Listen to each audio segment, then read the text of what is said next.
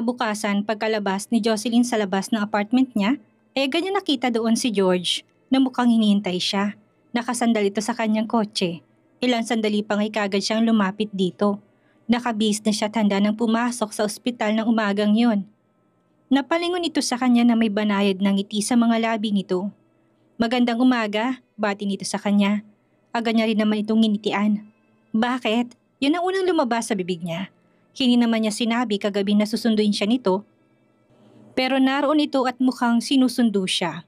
Agad naman itong nagkibit balikat at pagkatapos pinagbuksan na siya ng pinto ng kotse. Wala na nga siyang nagawa kung hindi ang sumakay na lamang doon. Bago nito paandarin ng kotse ay nilingon siya nito. Pwede ba ako magtanong?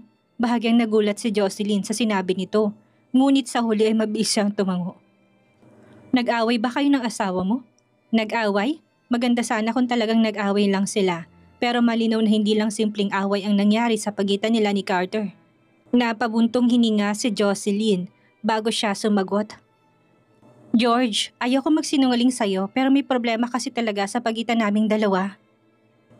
At ang problemang yun ay talaga namang napakalaki at hindi yun pwedeng pag-usapan lang basta. Dahil alam ko na hindi yun magiging maayos kaagad. Sagot niya rito at napayuko. Pero mahal mo pa ba siya?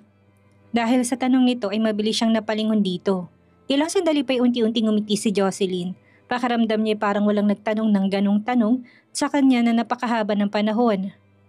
Mahal niya nga ba ito? Isa lang ang sigurado siyang sagot niya doon. Mahal na mahal niya ito. Minahal niya ito sa loob ng 10 taon kahit sila'y hiwalay na. Palagi niya pa rin itong iniisip lalo na kapag wala siyang ginagawa. Mahal? Siyempre. Ilang sandali pa'y tumanaw siya sa labas ng bintana ng sasakyan. 10 taon ko na siyang mahal at paano ko ba siya magagawang kalimutan ng ganun-ganun lang? Mahinang tanong niya rito. 10 taon? Halos hindi makapaniwalang tanong ni George sa kanyang isip. Ang dalawang salitang yun ay tila nagsilbing palaso at tumusok sa kanyang puso. Hindi niya lubos akalain na ganun na niya katagal itong minamahal.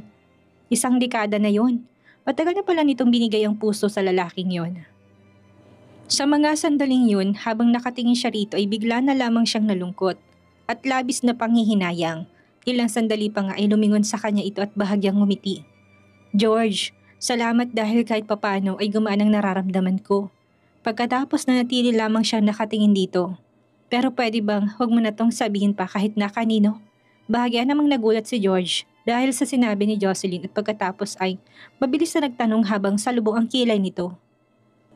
Ang ibig mo bang sabihin na hindi niya alam? Tanong niya rito na kagad namang kinatango nito. Ganun na nga, mahinang sagot nito sa kanya. Pero sa sobrang tagal ng panahong minahal mo siya ay tsak na napakalalim na rin ang pagmamahal mo sa kanya. Kaya bakit hindi mo sinabi sa kanya? Naguguluhang tanong niya rito kasi ayaw niya daw na marinig. 2 beses ko nang sinubukang sabihin sa kanya pero wala. Malungkot na sabi niya dito. Hindi niya napigilang hindi mag-init ang sulok ng kanyang mga mata.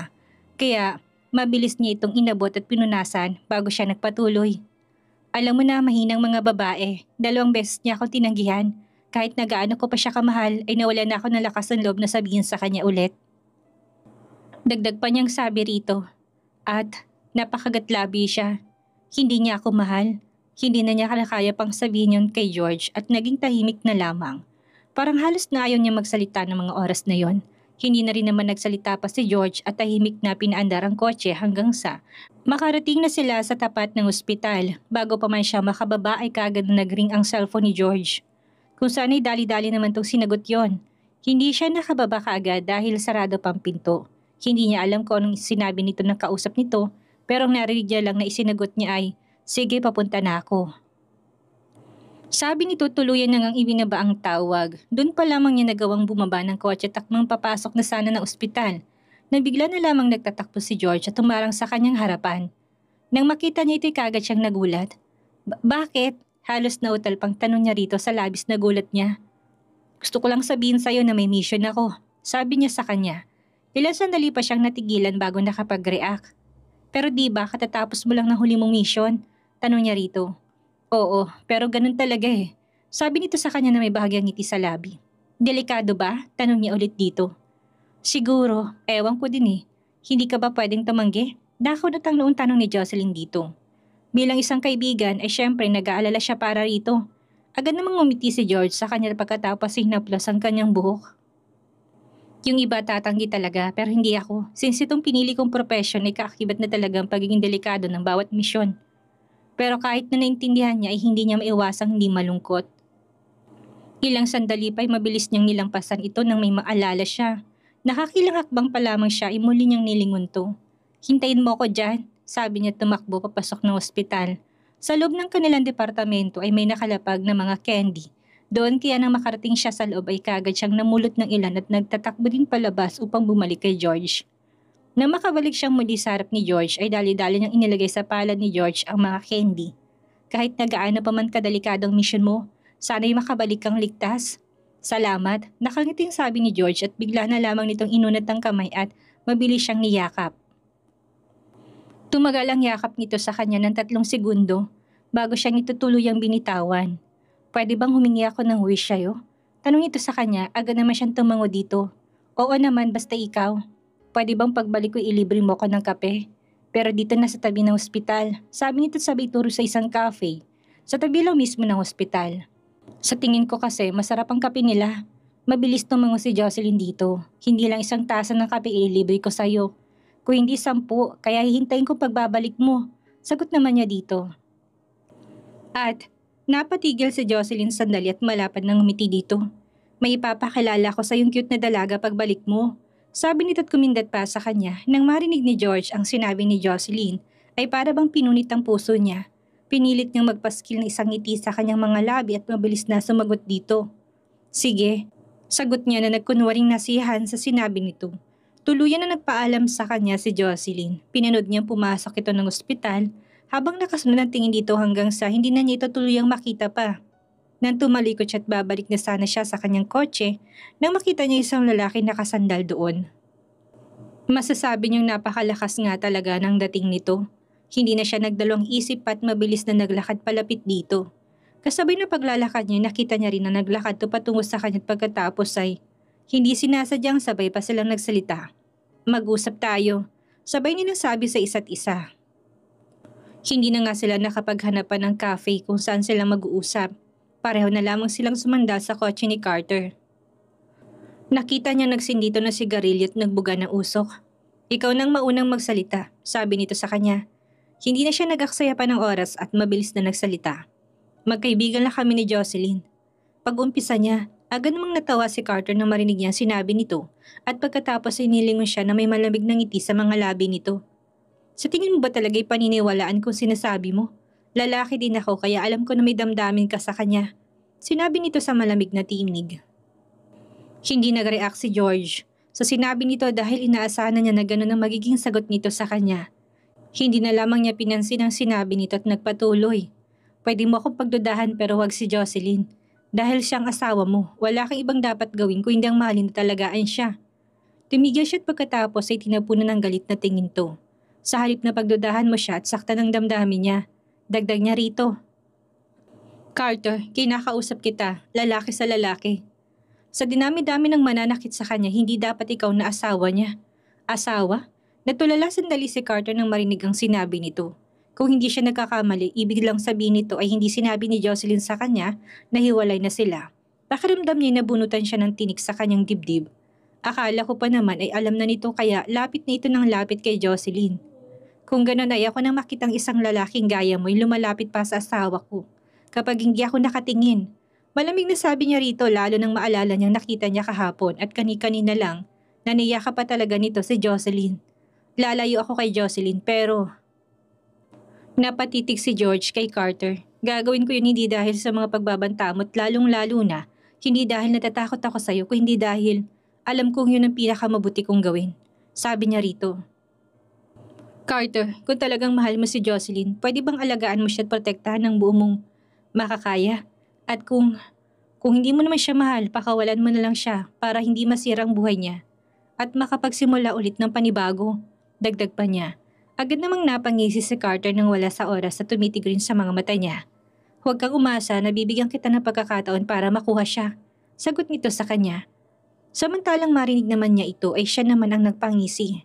Mas mabuti ngang huwag dahil baka pagsisihan mo sa huli. Sabi niya bago tuluyang umalis at bumalik sa kanyang kite. at tumalis sa lugar na yun at doon natapos ang usapan nilang dalawa. Nakaupo si Jocelyn sa kanyang upuan nang maalala niya si Carter. Halos ilang araw na rin silang walang komunikasyong dalawa. Dahil nga marami siyang kasamang bagong pasok ay inanunsyo na magkakaroon daw ng isang dinner party para sa mga bagong empleyado at isa na raw doon ang tradisyon na gaganapin daw ito sa isang napakagandang hotel. Narinig niya rin ang pinakamahal daw ang bayad sa hotel na yun at kung hindi daw talaga mayaman na magdaraos ng isang event ay hindi makakapasok sa hotel na yon. Kinagabihan nga'y sabay-sabay silang pumunta sa pagdarausan ng dinner party. Dahil sa ganda ng venue, pare-pareho silang natulala. Nasa isang mesa lang sila ng mga kasamahan niya sa departamento na bigla niyang marinig na nagtanong isa nilang kasama sa direktor nila. Ma'am Beth, hindi naman kaya ikalta sa sweldo namin to? Tanong ng isa sa mga kasama niya. Ilang sandali pa nga'y sumagot naman ito at nagkangiti. Huwag kang mag-alala dahil ang gastos ay sagot ni Red Villamor. Red Villamor? Ulit ng isa kanilang kasama kung saan agad na nagliwanag ang mga mata. Bawat taon ay talagang nagdaraos talaga ng ganito para sa mga bagong pasok na empleyado. Mabilis naman nasagot nito at kasunod nito ay nakarinig siya ng iba't ibang papuri kay Red. Ilang sandali pa ay muli na namang nagtanong ang isa. Ma'am Beth, darating ba siya rito ngayon? Mabilis na tumango ito kung saan ay mas lalo pang kinilig ang mga kasama niya sa mesa. Nang makitang pagtango ng direktor, napailing na lamang si Jocelyn. Katibing niya rin si Kendra ng mga oras na yon. Wow, kapag nagpunta siya, ito pa lang ang unang beses ko siyang makikita, sabi ng isa. Alam niyo napakagwapo daw ni Red Villamor. Ayon sa sabi-sabi, sabi naman ng isa pa. Nang marinig to ng Director Beth ay kagad tungumiti at mabilis na nagsalita. Tama kayo, napakagwapo nga talaga niya. Sabi nito na mas lalo pang kinakilig ng mga to. Ilang sandali pa'y nagkayayaan na lamang sila maglaro ng Scrabble. Nang magsawa siyang makipaglaro ay nagpaalam na muna siyang lalabas at pagdating niya, ng pintuan ay kaagad siyang natigilan nang makita niya isang pamilyar na figura mula sa kalayuan. Hindi niya inaasahang makikita niya doon si Carter.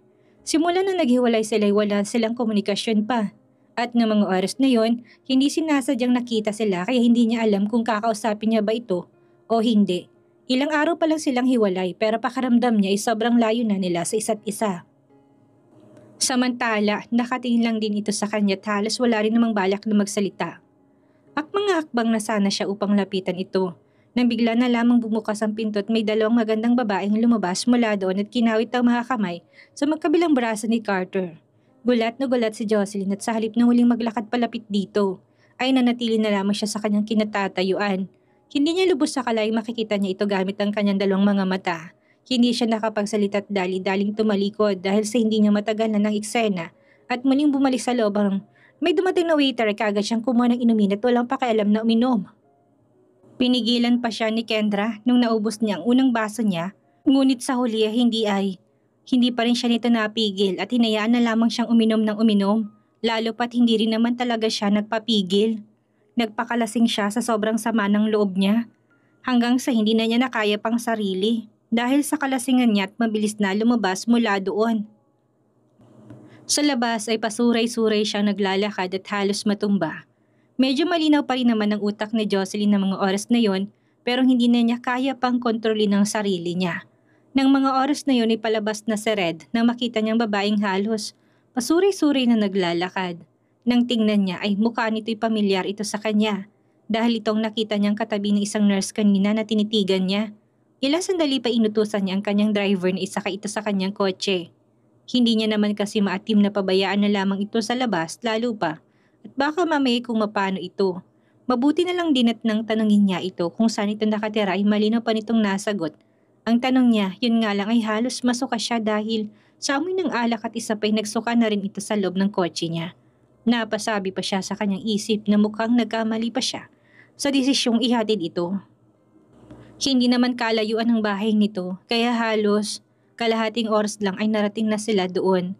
Kagad at mabilis nang inutusan ng kanyang driver at isang bodyguard na buhatin to at ipasok sa loob ng bahay nito. Nang maihatid nila ito ay kagad din naman silang umalis doon na nagpapailing pa. Nang sumara ang pinto ay bigla na lamang tumulong kanyang mga luha. Sa kabila ng kalasingan niya ay mas nangibabaw sa kanyang sakit na nararamdaman niya. Sobrang sakit ng puso niya na tila ba may pumipiga.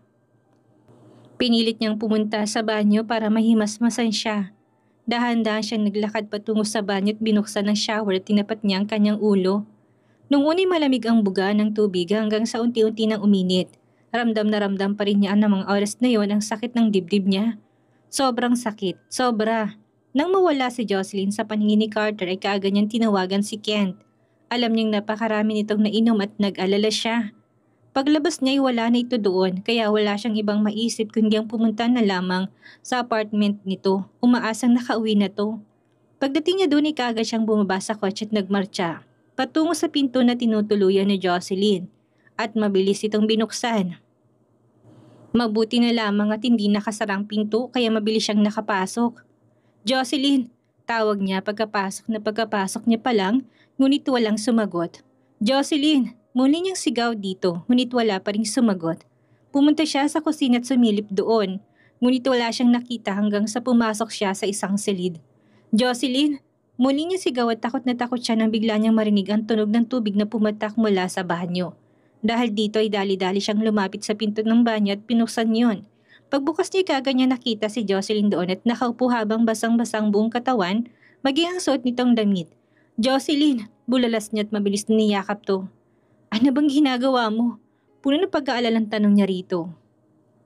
Nang marinig ni Jocelyn ang pagtawag sa pangalan niya ay unti-unting dumilat ang kanyang mga mata. Sa una malabo ang paningin niya hanggang sa unti-unti nangang luminaw. Hanggang sa tuluyan niyang namukaan ng lalaki na sa harapan niya ng walang iba kundi si Carter. Sa pagkakataong yun hindi na niya nakaya pang pigilan ang pagbuhos ng kanyang mga luha at parang gripo sa sobrang pagtulo. Nang makita siyang umiyak ni Carter, mabilis nitong hinawakan ng kanyang mukha at unti-unting pinunasan ng luha niya. Jocelyn, sabihin mo sa akin kung anong problema. Bakit ka umiiyak?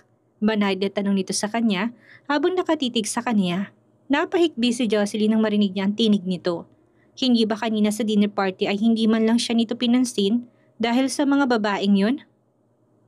Bakit ngayon ay nasa harap niya to? Napahawak siya sa kanyang dibdib at napahigpit ang hawak niya dito habang tumutulo pa rin ang luha sa kanyang mga mata. Sobrang sakit dito, tinuro niya kanyang dibdib. Sobra, humihikbing sambit nito. Sobrang sakit at hindi ko makontrol. Umiyak na dagdag niya kung saan mas lumalakas pa lalong pag-iyak niya. Yung dibdib mong masakit, nahihirapan ka bang huminga? Pasensya na, dapat kanina pa lang nakita kita uminom ay pinigilan na kita, Jocelyn. Dadalhin kita sa doktor ngayon. Mabilis sasabi nito sa kanya. Sa isip ni Carter kaya sumasakit ang dibdib nito ay dahil sa ginawa nitong pag-inom. Samantala nang marinig ni Jocelyn ang sinasabi nito ay mabilis siyang ngumiti. Carter, wala ka ba talagang pakaramdam? Nasasaktan ako, nasasaktan. Muli niyang tinurong dibdib niya. Dito, sobrang sakit. Alam mo ba? Tanong niya rito na halos mahilam na sa luha. Patuloy pa rin ang pagpatak ng tubig mula sa uluhan nila ng mga oras na yon. Napapikit siya ng mariin. Carter, paano mo nagagawa to sa akin? Paano mo makakayang sakit at ako pa ulit-ulit?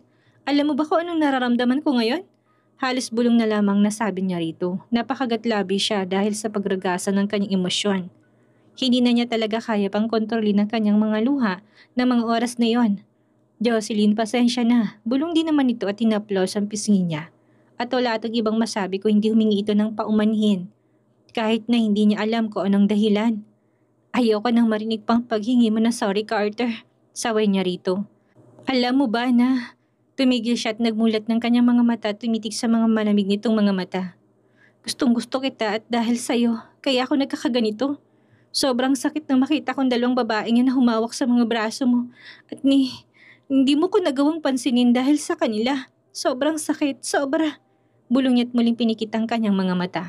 Siguro dahil na rin sa epekto ng alak, hindi na niya nagawang pigilan pang kanyang bibig at nasabi ang kanyang sa isip. Tutal na umpisa na rin naman niya ay bakit hindi na niya ituloy-tuloy, hindi ba? Kaya muli siyang nagsalita. Wala na si Lolo, wala na akong nanay at kamag-anak. Ang tatay ko napakawalang kwenta. Akala ko ikaw magpoprotekta sa akin pero hindi naman pala dahil ikaw pa mismong mananakit sa akin. Napahikbi siyang muli. Carter, alam mo ba, wala na akong pag-aari nun pero hindi ako natatakot dahil sa'yo dahil kasama kita pero ngayon wala ka na sa akin. Napakagatlabi siya. Carter, alam mo bang mahal kita? Mahal na mahal kita. Malungkot na bulong niya at muling nagmulat ng kanyang mga mata. Halos hindi na niya makita pa ng malinaw ang mukha ni Carter dahil sa kanyang mga luha. Pero hindi mo ko mahal at tanggap ko naman yun. Puno ng pait na sambit niya't napatingala at hinayaang bumagsak ang tubig sa kanyang mukha upang maiagos sa mga luha sa kanyang mga mata. Nang marinig to ni Carter para siyang naistatwa mula sa kinaupuan niya sa harap ni Jocelyn. Tama bang narinig niya? Mahal siya ni Jocelyn. Ibig bang sabihin, ang tinutukoy nitong mahal nito ay siya mismo. Pero paano nangyari yon? Halos hindi siya makagalaw at hindi niya alam kung anong mararamdaman niya dahil parang sasabog ng dibdib niya ng mga oras na yon. Wala siyang nagawa kundi ang mapatitig lamang kay Jocelyn ng ilang sandali dahil sa sobrang gulat niya. Jocelyn, tawag niya sa pangalan nitong punong-puno ng lambing at pagsuyo. Nang mga oras na yon, halos gusto nang lumabas ng puso niya at magtatalon sa tuwa. Walang salitang makakapaglarawan ng nararamdaman niya. Jocelyn, tama bang narinig ko? Mahal mo ba talaga ako? Tanong niya rito at pinunasan ng mga luha o tubig na patuloy na tumutulo sa gilid ng mga mata nito. Malaman na kaya ni Carter na siyang lalaki minamahal ni Jocelyn sa loob ng 10 taon dahil dito may pag-asa na bang muling manumbalik ang sigla ng puso nila at maituloy ang kanilang pagsasama. Yan ang ating aalamin sa susunod nating kabanata.